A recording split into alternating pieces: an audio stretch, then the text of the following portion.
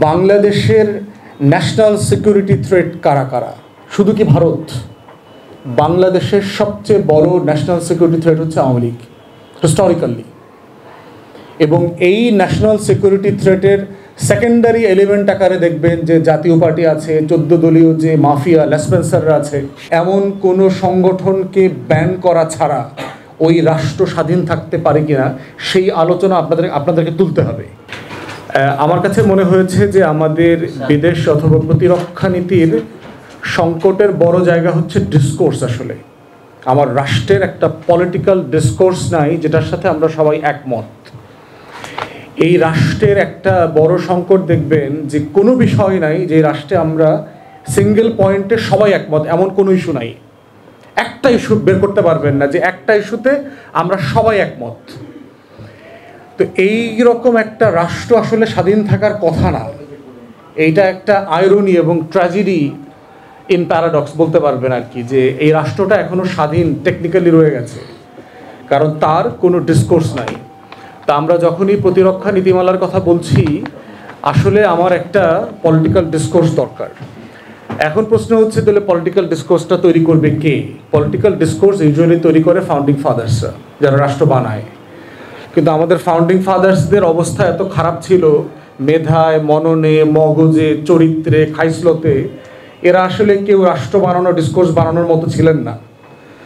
তারা সাডেনলি রাষ্ট্র বানায় ফেলছেন আর কি, সিস্টেম হয়ে গেছে আর কি।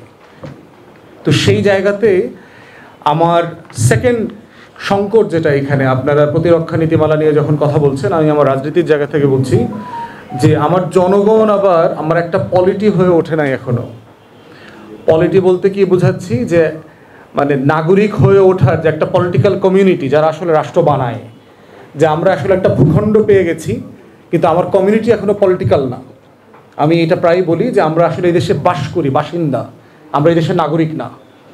নাগরিক না হওয়ার কারণে যেটা হচ্ছে যে এই দেশের সাথে পাচে অলমোস্ট কোনো কিছুতেই আমাদের তেমন কিছু গায়ে মাখে না। দেখবেন সবাই যার যার জায়গাতে আছে, ঠিক আছে, অমুক দল আসবে তো অমুক দল যাবে, তো আমার কি?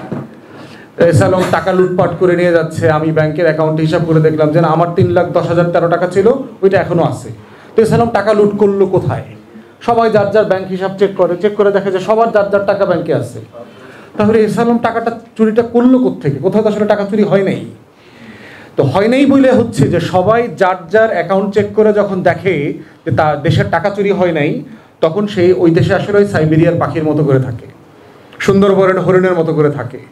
সে এই পারে আইসা খায় না ওই পারে গিয়া খায়, তাতে তার কিছু যায় আসে না।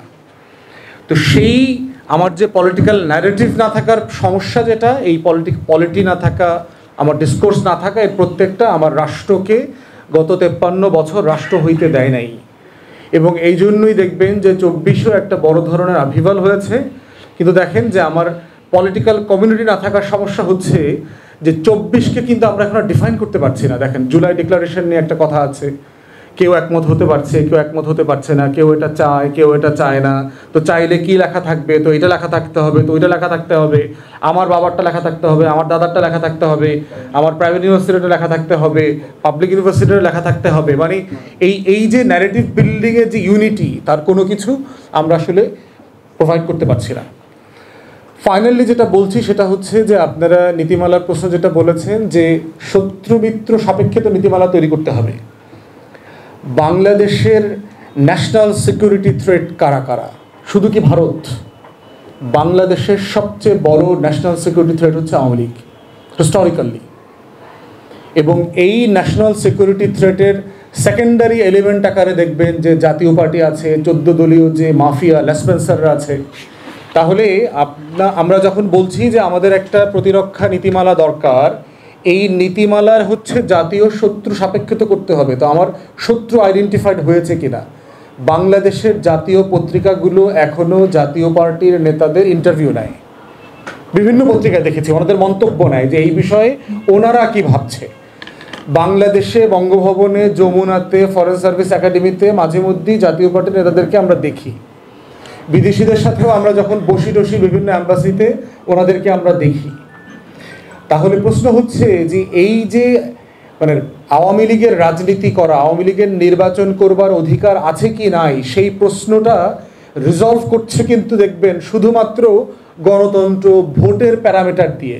হ্যাঁ, এত বড় একটা দল, তার 20% 25% ভোট আছে, তাদেরকে কি নিষিদ্ধ করা যাবে কি যাবে না? ওয়েল, দুনিয়াতে আপনার স্বাধীনতা সার্বভৌমত্বের জন্য হুমকি এমন কোনো সংগঠনকে ব্যান করা ছাড়া ওই রাষ্ট্র স্বাধীন থাকতে পারে কিনা সেই আলোচনা আপনাদেরকে তুলতে হবে।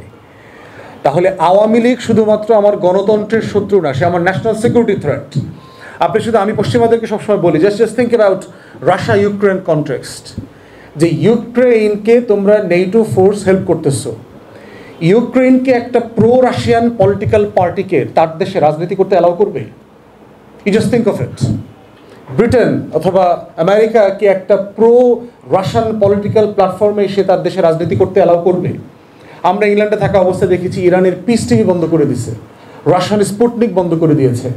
এত উদার মুক্তমনা গণতন্ত্রের পক্ষে শক্তি আপনারা কোথায় রাশিয়া আর কোথায় সেই মানে ইংলিশ আইল্যান্ড, মানে হাজার হাজার মাইল দূরে কেউ কারো দখল করতে যাবে না, তো তার একটা মিডিয়া দখল করে ফেলছেন কেন? বাতিল করে দিলেন কেন? আপনি দেখেছেন যে চীনের টিকটক খায় ফেলছে আমেরিকা কদিন আগে, তো কী জন্য টিকটক খায় ফেলছেন কেন? টিকটক কি আমেরিকাতে হোয়াইট হাউসে ওয়াশিংটনে গভর্নমেন্ট পরিবর্তন করে দেবে? Because it was considered national security threat. যেই দেশগুলোকে, ইভেন চায়নাকে আমেরিকা রিসেন্টলি 9/11-এর পরে যে ডিফেন্স পলিসি তারা রিভাইজ করেছে, সেখানে তারা পরিষ্কার করে বলেছে যে আমেরিকার national security threat, trade threat, defence থ্রেটে China stands firm at the top. তারা পাবলিকলি বলেছে, পরিষ্কার করে বলেছে। তো সেই জায়গাতে আমাদের আওয়ামী লীগকে পুনর্বাসন করবার রাজনীতি, গণতন্ত্র, এত ভোট নিষিদ্ধ করলে কি হবে, আমার শ্বশুর কষ্ট পাবে, আমার জামাই ছাইড়া দিবে, কত কিছু বিবেচনা করা লাগতেছে, কত সুশীল তর্ক। রাষ্ট্রকে মাথায় রাখতে হবে, রাষ্ট্র স্বাধীনতা সার্বভৌমত্বের ঊর্ধ্বে কোনো ব্যক্তি কোনো দলের অধিকারকে স্বীকার করে না। আমার স্বাধীনতা এবং সার্বভৌমত্ব হচ্ছে আমার প্যারামাউন্ট এবং supreme position of the state. এর বাইরে যদি কোনো অধিকারের প্রশ্ন আসে, সেটা বুলেট দিয়ে সিদ্ধান্ত নিতে হবে, সেটা গোলা বারুদে সিদ্ধান্ত হবে। অতএব রাষ্ট্র এই আওয়ামী জাতীয় পার্টির ল্যাসপেন্সারদের কোনো পলিটিক্যাল সিভিক রাইটকে স্বীকার করে না, গণ অভ্যুত্থানের স্পিরিটে এটা যায় না। অতএব বাংলাদেশে নতুন বিদেশ নীতি, প্রতিরক্ষা নীতি করবার আগে এই শত্রু মিত্রর প্রশ্নে আমাদেরকে একমত হইতে হবে যে বাংলাদেশে Awami League national security threat. National security থ্রেটকে পুনর্বাসন যারা করবেন তারা সেকেন্ডারি ন্যাশনাল সিকিউরিটি থ্রেট। অতএব সেই বাস্তবতায় হচ্ছে আজকের আলোচনা যারা আয়োজন করেছেন তাদেরকে ধন্যবাদ জানাচ্ছি, এবং আলোচনাটা মুভ ফরওয়ার্ড করতে হবে। এবং বিভিন্ন ভাইরা যে আমার বোন এখানে বলেছেন, তাদের লড়াইতে আমাদের ফার্দার যে কার্যক্রম কর্মসূচি অংশগ্রহণ করবার সুযোগ যদি থাকে, ওখানে আমরা সবাই মিলে অংশগ্রহণ করব এবং এই লড়াই আমরা চালিয়ে নিয়ে যাবো ইনশাল্লাহ। তো বাংলাদেশে স্যাডলি গত 50-53 বছরে সাস্টেইনেবল কোনো ফরেন পলিসি, ডিফেন্স পলিসি আসলে ছিল না। আমরা বরাবরই দেখেছি যে অ্যাডহক বেসিসে পলিসি অ্যাডপ্ট করা হয়েছে, এবং খুব স্মল স্কেলে প্রেসিডেন্ট জিয়াউর রহমান সাহেব ওনার টাইমটাতে উনি এই 3-3.5 বছর এইটাকে প্রাতিষ্ঠানিক রূপ দেবার চেষ্টা করেছেন, বাট এটা তার টেনিওর তাকে অ্যালাউ করে নাই এটা কন্টিনিউ করবার জন্য।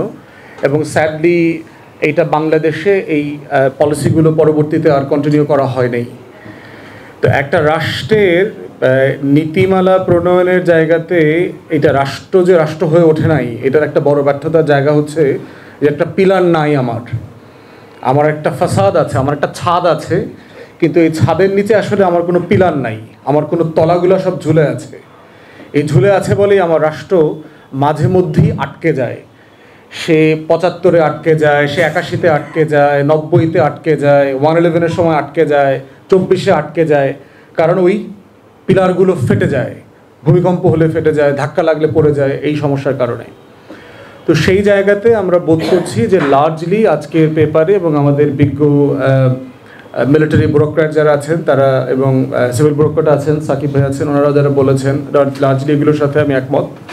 সবাইকে ধন্যবাদ। আসসালামু আলাইকুম।